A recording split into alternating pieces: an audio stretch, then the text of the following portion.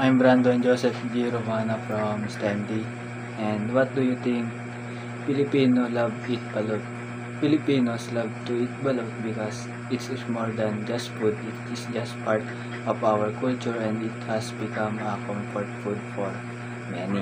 It is also very nutritious because it is rich in protein and energy. Balot is loved because it represents Filipino identity, tradition, and togetherness. Number 2. How do you think people that surround the child may be a good influence for him or her? The people around the child, like parents, teachers, and friends or relatives, have a big role in shaping who the child becomes. If these people show good values such as kindness, respect, and responsibility, they may learn about teamwork and confidence. Good influences guide the child in making the right choices in life. Number 3. What do you think political dynasty is existing in the Philippines? Political dynasty exists in the Philippines mainly because of power and influence. Since they already have popularity, money, and connections, it becomes easier to them to stay in power.